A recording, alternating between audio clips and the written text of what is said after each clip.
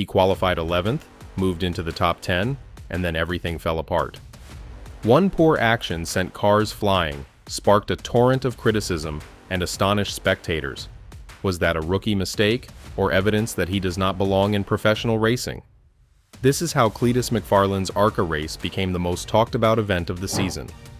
Garrett Mitchell, sometimes known as Cleetus McFarland online, has built an empire based on speed and spectacle. He is more than just a content developer. He has staged huge automotive events and even opened his own racetrack. He has become a symbol of automobile culture. Despite having a devoted fan base and real-world track experience, entering the ARCA Menard series at Charlotte was a hazardous decision. Before we dive in, I want to thank all the new subscribers. We've grown so much over the last month that we're almost at 5,000 subscribers. The goal for this month, however, is a whopping 6,000. Will you be one of them? Subscribe if you haven't yet. Thanks, and let's move on.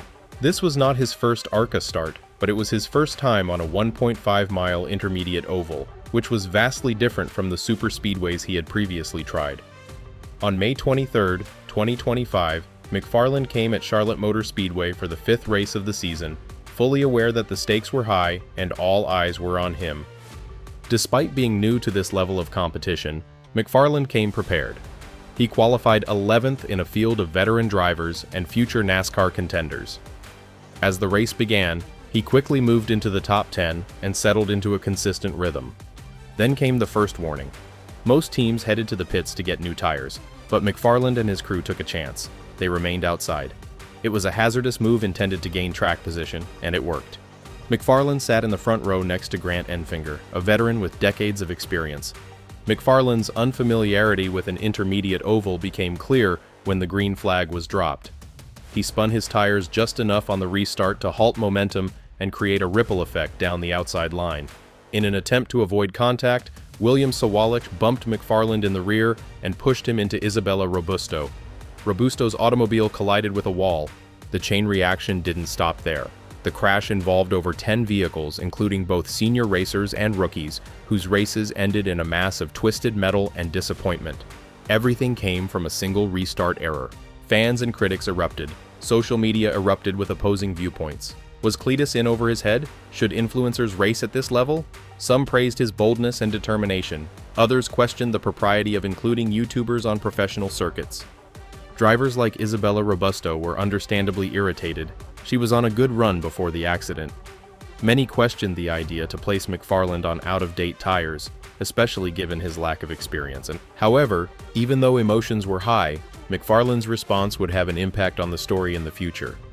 In post-race interviews and on his own platforms, McFarland admitted full responsibility. He didn't avoid questions or blame others.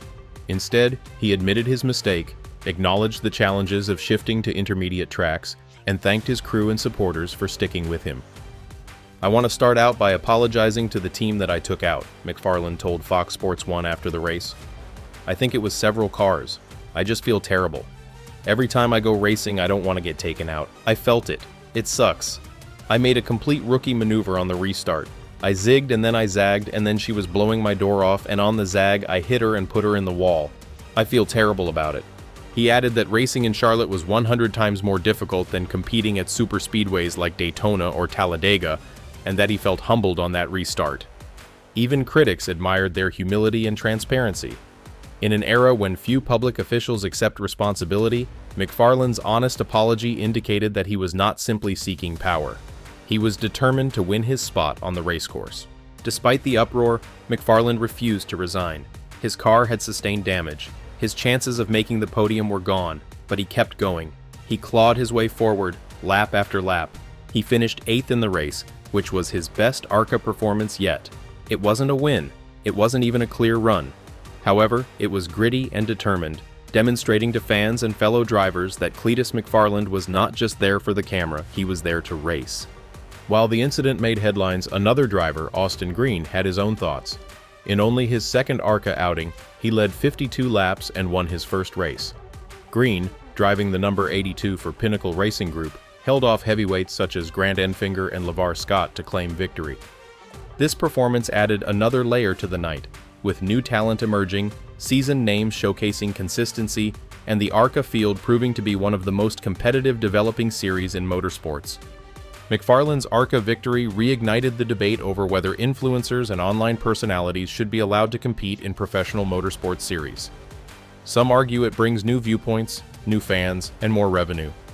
Others believe that it dilutes the sport and places inexperienced drivers in dangerous situations. He was visibly unhappy with himself, hitting the steering wheel with his fists and smacking the top of his helmet inside the race car. "I blew it," he radioed to the squad, admitting it was a rookie mistake. The Charlotte wreck offered ammunition for both sides. For skeptics, it highlighted that viral celebrity does not imply racism. For supporters, McFarland's top 10 result and post-race maturity proved his worth. Cletus McFarland is far from finished. He's already talking about the next race, test session, and opportunity to improve. He admits he made a mistake, but he also knows he can improve. With each start, he learns about racing culture, etiquette, pressures, and technical concerns. And he's doing it all in front of millions of people, with tremendous scrutiny. He also brings something new to the sport: mainstream recognition. His fan base is massive, and every move he makes on the track brings a new audience to ARCA. Sponsors take note, broadcasters express curiosity, and now a hitherto unknown development series is gaining headlines. But attention is a double-edged sword. Every misstep is highlighted, every decision is questioned. McFarland competes not just against other drivers, but also against the public image. The challenge ahead is about more than just winning. It is about confirming his eligibility to be here in the first place. Whatever happens next might make or break his racing career. Will he fade after the headlines, or will he silence his critics and become a major player in ARCA, and potentially beyond? The 2025 General Tire 150 wasn't just ordinary race. It was a milestone moment for Cletus McFarland. He caused a wreck that changed the course of the race, but he also shown that he could deal with the heat, learn from it, and keep racing. He did not leave with a trophy, but he also gained respect from spectators, racers, and the racing community, which now knows his name. Not only from YouTube, but from his performance on the song. One thing is certain, we'll learn more about Cletus McFarland in ARCA. Following Charlotte, everyone will pay closer attention. Do you believe Cletus has what it takes to thrive in professional racing, or was Charlotte simply lucky? Leave your thoughts in the comments, since his next race may prove everyone wrong. Don't forget to like, subscribe, and stay tuned for the next installment.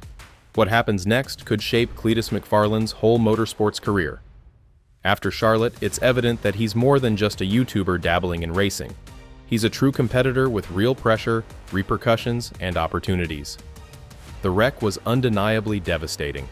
But what followed, a 9th place finish, on-camera accountability, and a reinvigorated desire to improve, suggested something more: growth. Now comes the difficult part. Will Cletus hone his racing skills, mastering the technical nuances and mental discipline required to survive in ARCA?